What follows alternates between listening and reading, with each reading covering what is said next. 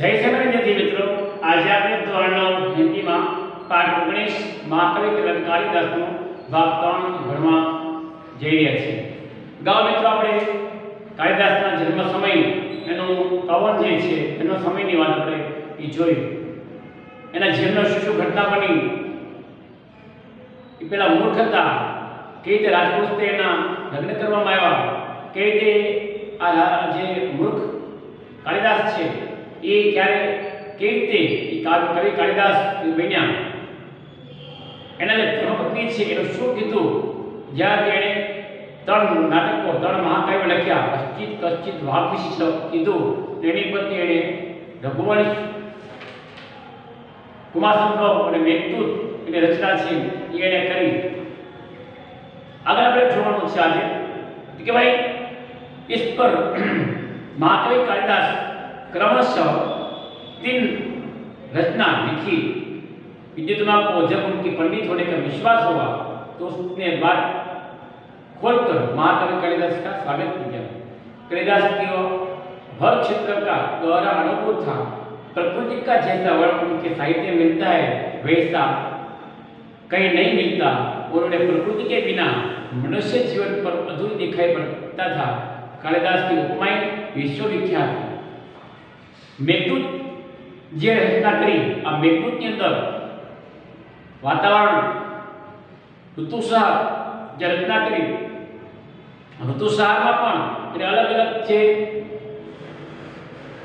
ઋતુઓની વાત કરી છે। આવી ઋતુ વર્ણન કોઈ પણ કાલિદાસ કોઈ પણ કવિએ રચના કરી નથી। બીજી વસ્તુ કે કાલિદાસ જે ઉપમા આપવામાં આવતી, એ જે બધા કાવ્યમાં નાટકમાં ઉપમા આપતા, ઉપમા અલંકાર જે કહીએ છીએ, ઉપમા જે છે એની બેજોડ ઉપમા એ કોઈ આપી શકતું નહોતું। એટલા માટે એ વખતે જે કાલિદાસની રચના બધા વાંચી ત્યારે મહાન કવિઓએ ઉપમા કાલિદાસસ્ય, ઉપમા એટલે કાલિદાસ, કાલિદાસ એટલે ઉપમા, આવું છે એ કહેવામાં આવતું। એટલે એ ઉપમાઓ એ હતી, સારી ઉપમાઓ હતી। उनका कोई तुलना नहीं, उसका कोई जोड़ नहीं। चरित्र चित्र में कालिदास की तुलना कोई नहीं कर सकता था, उनकी कोई बराबरी नहीं कर सकता था। उसके पात्र का व्यक्तित्व अपने आप ने दिया रहता था। हर बात बड़ी ही स्वाभाविकता से उपस्थित होती थी। कालिदास को अपने काव्य नाटक के द्वारा बार बार ये बताना चाहते थे कि राजा प्रजा का शासक नहीं, उसका रक्षक पिता है। जे रचनाओं करी आ दरेक रचनाની અંદર એ રાજાને એક શાસક તરીકે નહીં પણ એના પ્રજાના પિતા તરીકે, એના વડીલ તરીકે માનવામાં આવતું। એટલે ઉપમા એનો જે રાજશાસ્ત્રની બાબતો છે એ બધું એ ખૂબ અજોડ હતું એના લખાણની અંદર। उन दिनों समाज में नारी का क्या स्थान था, इस बात का भी उसको पता भी हमें कालिदास की रचनाओं से मिलता है कि नारी सम्मान क्यों होती हो, कि नारी ने मान आपવામાં આવતું। तो ये बाबतो पण आ नाटकोની અંદર, આ કાવ્યોની અંદર એ રચના એ કરેલી છે। समाज में नारी को सम्मान और श्रद्धा की दृष्टि से देखा जाता था। उसे नृत्य, संगीत, चित्रकला की आदि शिक्षा दी जाती थी। स्त्री હોય એટલે દરેક પ્રકારની શિક્ષા, જ્ઞાન દરેક પ્રકારનું આપવામાં આવતું। નૃત્ય, સંગીત ની કલાઓનું જ્ઞાન આપવામાં આવતું। એટલે નારી સન્માન, કાલિદાસની જે રચનાઓ છે એ એની અંદર નારી સન્માનની વાતો હતી। શું કામ? એ વખતે જ્યારે આ નાટક લખ્યું હશે, તો કાવ્યો લખ્યા હશે, ત્યારે એ વખતે સમાજમાં નારીનું સ્થાન બહુ સારું છે। ઉપરાંત એમ પણ કહી શકાય કે પોતે નારી સન્માન માટે એ માનતા હતા। તો કાલિદાસ જે છે એ એટલા મૂર્ખમાંથી કેટલા જ્ઞાની બની ગયા, એની રચનાઓ ખબર પડે છે। કાલિદાસને કુલ 7 પ્રમુખ ગ્રંથ લખી। આ 3 અશ્ચિત કશ્ચિત વાગ્વિશેષો પરથી એટલે બાકીની જે 4 કૃતિઓ છે એ પણ એને લખી છે, કુલ 7, બરાબર। પહેલા ગ્રંથ ઋતુસાર। આ ઋતુસાર એટલે શું કે જેમાં અલગ અલગ ઋતુઓમાં મનુષ્યો પર, પ્રાણીઓ પર વાતાવરણમાં શું અસર થાય છે, ચોમાસું, શિયાળો, ઉનાળો, શિશિર, વસંત, પાનખર, આ દરેક ઋતુઓનું વર્ણન એને શ્લોક દ્વારા આ ઋતુસારમાં સમજાવ્યું છે। कालिदास ने अपनी सूक्ष्म दृष्टि का परिचय उसमें दिया है। ऋतुओं का तथा प्रकृति का जितना सुंदर चित्र काव्य में है वो तो कालिदास के अन्य ग्रंथों में भी नहीं। ऋतुसार विषे जे लखेલું છે ऋतुसाરમાં ઋતુ વિશે એ કાલિદાસના પોતાના ગ્રંથોમાં પણ નથી, બીજા ગ્રંથોમાં ઋતુસાર સિવાયના એટલું સરસ ઋતુઓનું વર્ણન આ કાલિદાસે કરેલું છે। આ એક પહેલી કૃતિ मालविकाग्निमित्रम, उसका दूसरा ग्रंथ, पहला नाटक, पहला नाटक લખેલું છે मालविकाग्निमित्रम। પોતાની પત્નીના કીધા પછી અશ્ચિત કશ્ચિત ભાગ્યશીલ પત્ની એણે ઉમાસંભવ, મેઘદૂત અને રઘુવંશ લખ્યા પછી આનો પહેલી કૃતિ છે એ मालविकाग्निमित्रम, बराबर 5 अंक में। और विदेश के राजा अग्निमित्र विद्युत की राजकुमारी मालविका की प्रेम कथा। मित्रों, संस्कृत साहित्य के अंदर झांझा भागी प्रेम कथाओं एमां के मालविका अग्निमित्र के जेमा विद्युत की राजकुमारी मालविका અને વિદેશના રાજા અગ્નિમિત્રની પ્રેમ કહાની એમાં આપેલી છે। तीसरा ग्रंथ था विक्रम उर्वशी, विक्रम राजा और उर्वशी की प्रेम कथा। इसमें 5 विक्रम उर्वशी, सॉरी, इसमें 5 अंक है જેમાં પૂર્વા અને ઉર્વશી।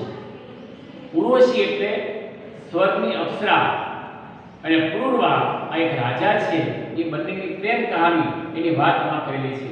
कुमार संभव, आ काव्य जो लिखी है आ कुमार संभव, इसमें शिव पार्वती की विवाह से लेकर कुमार कार्तिक के जन्म और उसके द्वारा तारकासुर का वध, उसका वर्णन इसमें किया है। अस्थिर कश्चित भाग विशेष हो, तो अस्थिर प्रति जे रचना करी ये जे छे कि कुमार संभव। कुमार संभव એટલે કુમારનો જન્મ। આપણે બધાને ખબર છે ભગવાન શ્રી જીનેન્દ્રિય છે, પોતાના પત્ની જે છે એ પહેલી વખત જ્યારે ભગવાન શિવ પ્રગટ થયા એમને પાર્વતી રાજાની પુત્રી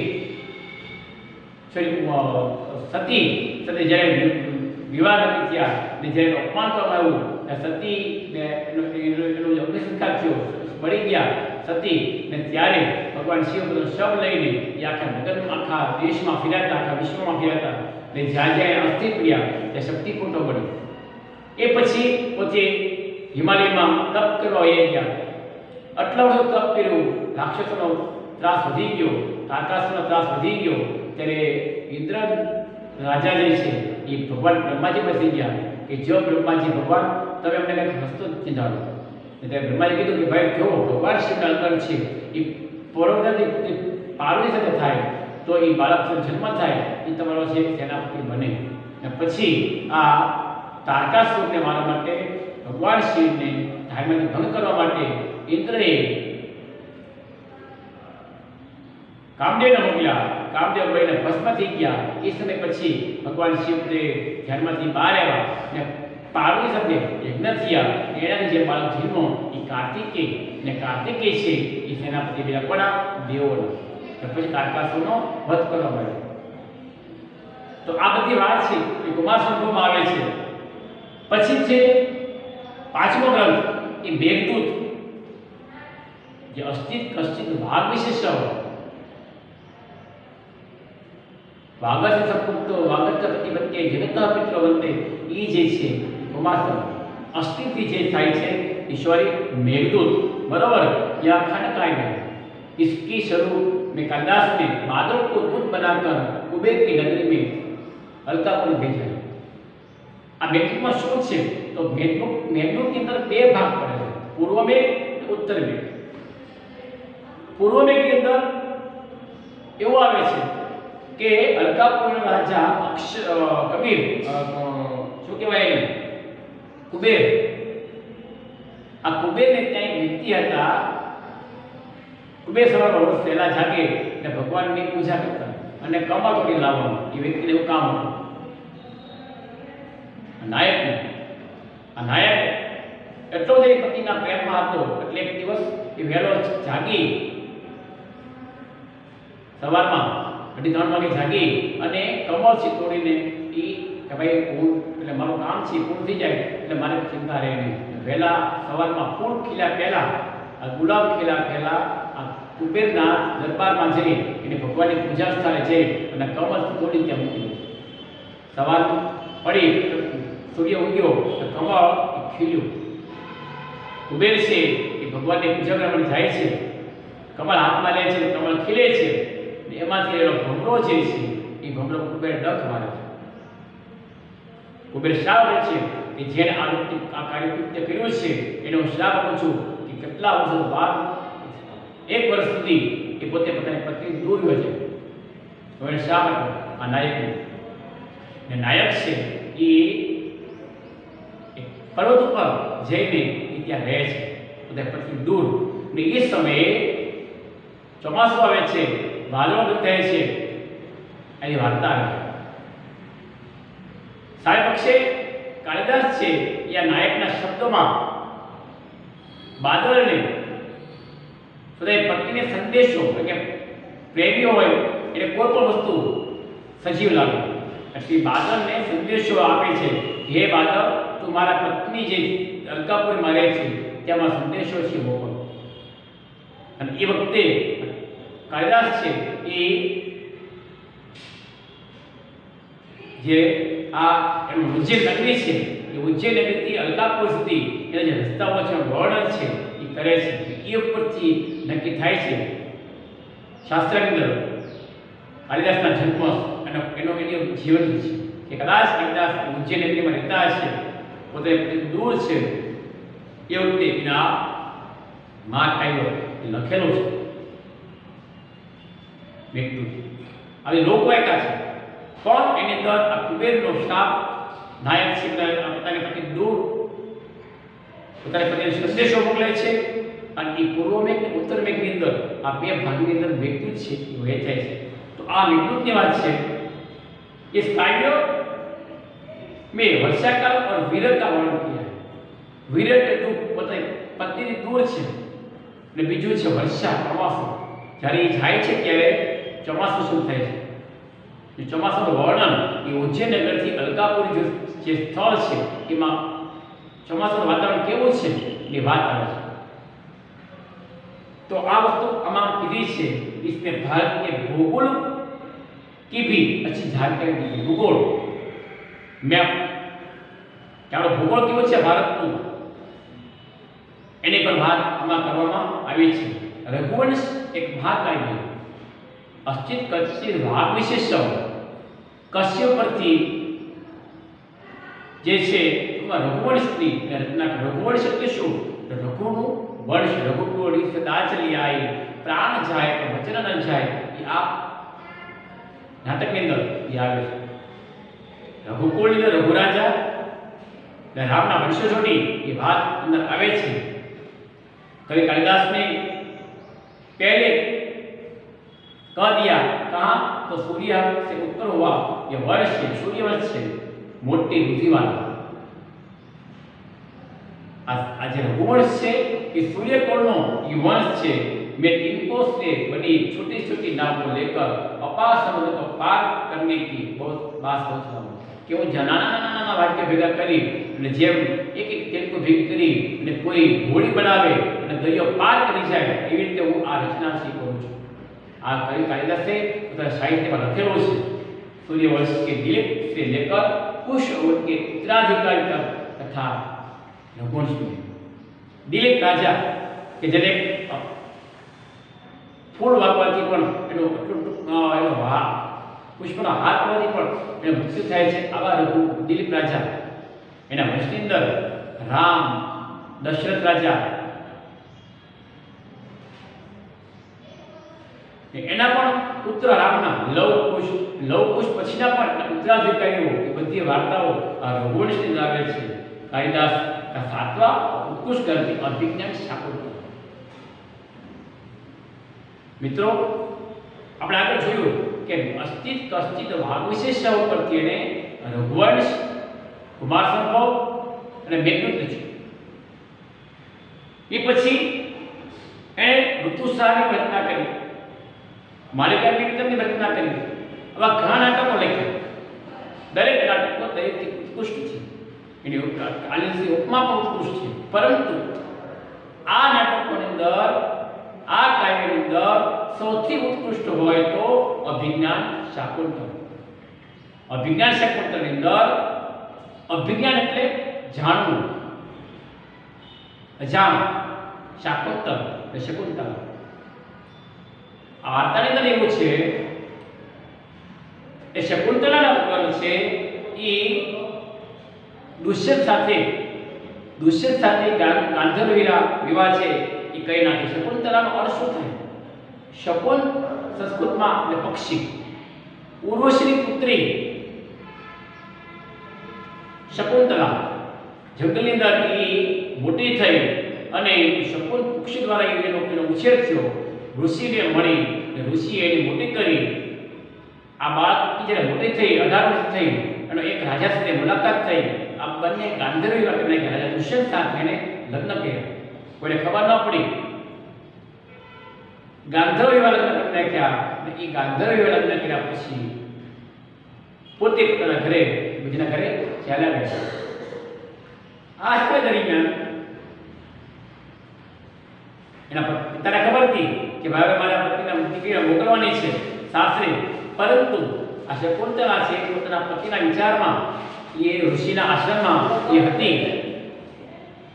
એ વખતે ઋષિ હતા નહીં, કોઈ વડીલો હતા નહીં, કોઈ બીજો કોઈ વ્યક્તિ હતા નહીં ઘરની અંદર. એવામાં દુર્વાસા મળી ત્યાં આવે છે. આ જે દીકરી છે, આ જે શકુંતલા પુત્રી છે એ એટલી બધી વિચારમાં હતી અને સામે ઋષિ આવ્યા છે દુર્વાસા, એ કોઈને ખબર ન હોય. એ દુર્વાસા તમને ખબર છે કે ગુસ્સાવાળા છે ને શાપ આપ્યો ને શકુંતલા આ શાપ સાંભળી ડરી ગઈ. સામે દુષ્યંત રાજા છે એ શાપને કારણે પોતાની પત્નીને પણ ભૂલી ગઈ. આ દરમિયાન આ શકુંતલાએ તે બાળકનો જન્મ થયો. લગ્ન કર્યા ત્યારે દુષ્યંત રાજાએ શકુંતલાને એક વીંટી આપી હતી, અભિજ્ઞાન, જે આપણે પાછું ટાઇટલ છે કાવ્ય નાટકનું, એ આપી. હવે આ શકુંતલાને છે એ એના પિતા જે છે એ કે હવે સાસરે જા એ સાસરે મોકલે છે. આખું જંગલનું વાતાવરણ, ઋષિમુનિઓના કુટુંબ એ ખૂબ ગમગીન છે. બધા દીકરી સાસરે જાય છે. સાસરે જાય છે ત્યાં દુષ્યંત રાજાને મળે છે. દુષ્યંત રાજા છે એ આ પોતાની પત્ની છે એવું ભૂલી ગયા. શકુંતલાએ કીધું કેમ આવું થયું? ત્યારે એને શ્રાપ યાદ આવે છે ને પિતાને વાત કરી કે શ્રાપને કારણે આવું બન્યું છે ને ત્યાંથી એ પોતાના ઘરે પોતાના ભાઈઓ અને માતા પિતા સાથે પાછી આશ્રમમાં આવે છે. એ સમય દરમિયાન આ દુષ્યંત રાજાના ગામની અંદર રહેતો એક માછીમાર એને એક માછલી પકડે છે. માછલી પકડે છે એમાંથી એક સોનાની વીંટી મળે. આ સોનાની વીંટી હીરાવાળી છે. રાજાનો એ રાજપુત્ર છે એટલે સૈનિકો આ લઈને ત્યાં આવે છે કે ભાઈ આ વીંટી અમને મળે છે, આપણી વીંટી લાગે છે, રાજપુત્રા છે. ત્યારે શકુંતલાને બધી વાત એને યાદ આવે છે દુષ્યંત રાજાને. દુષ્યંત રાજા છે એ રથ તૈયાર કરી અને ત્યાં જાય છે આશ્રમમાં. આશ્રમમાં એ સંતાઈને એ વૃક્ષની પાછળ બેસે છે, સાવ ઊભા છે. અને ત્યારે આ બાળક જે છે જે સિંહના દાંત બને છે, સિંહ સાથે રમે છે, સિંહના બાળ સાથે રમે છે. એની જે શકુંતલાની બેનપણી છે નામ પડે છે, એના હાથ દુષ્યંત જોડે છે. એક છત્ર કહેવાય ને એક સારા રાજાને શોભેવા એના હાથ છે. દુષ્યંતને ખબર પડી ગઈ કે મારું બાળક છે. હરિશ્ચંદ્ર શકુંતલા ત્યાં આવે છે અને ત્યારે પાકો અંદર તમારો પુત્ર જ છે. બંને ભેગા થાય છે. આ દુષ્યંતનો પુત્ર એટલે મહાભારતનો પહેલો રાજા ભરત ને ભરતપતિ બને છે ભારત દેશ. ભારત એટલે કે દુષ્યંત અને શકુંતલાનો પુત્ર. तो आप बड़ी बात हम आवे से इस तरह महात्मा कालिदास ने आज भी हमारे संस्कृत साहित्य को अमर बनाए.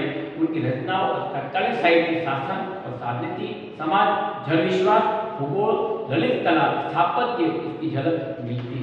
आ नाटक में शू शू है तो कि भाई शासन, साहित्य, राजनीति, समाज, जन विश्वास અને ભૂગોળ, લલિત કલાનું વર્ણન મિત્રો આજે આપણે ભાગ 3 ની અંદર મહાકવિ કાલિદાસની રચનાઓ છે, એનું જીવન સમય કવન છે આપણે હવે તમને હું ઓનલાઈન પાઠ પોથીઓ છે એ તમને ઓનલાઈન મોબાઈલની અંદર પણ તમે લેસન આપી દઈશ. અત્યારે તમને લેસનમાં આપું છું કે સ્વાધ્યાય જે છે એ વર્ડ લખું છું લેસનની અંદર. સ્વાધ્યાય પ્રશ્ન ક્રમાંક 1 થી 4 લખો. લેસન અંદર છે સ્વાધ્યાય પ્રશ્ન ક્રમાંક 1 થી 4 એ તમારે લખવાના રહેશે. મિત્રો ધીમે ધીમે આપણે કોર્સ પૂરો થવાની તૈયારી પર જઈ રહ્યા છીએ. બરાબર, હવે કે 4 પણ બાકી છે. તો તમે વ્યવસ્થિત આખી બુક અને આ લેસન તમે જે હું તમને આપું છું તો પ્લીઝ તમે લેસન કરીને મને મોકલો. તમે તો નોટ દેખાડતા ખબર પડે છે કે અમુક વ્યક્તિ લખે છે અને અમુક વ્યક્તિ લખતા નથી. તો તમને કડક સૂચના છે કે જેટલા પાઠ તમે લખ્યા છે એ તમે જોયા છે, બરાબર.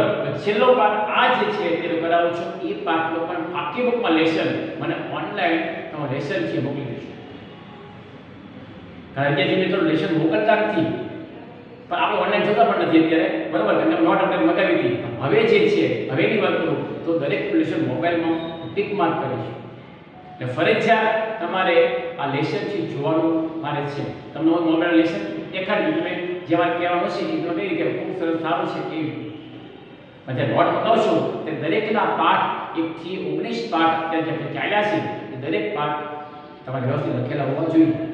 સ્કૂલ ખુલતા હું દરેક પાસે નોટ માંગીશ. વિદ્યાર્થી મિત્રો અત્યારે આપણે પાઠ 19માં જે છે એ પૂર્ણ કરીએ છીએ.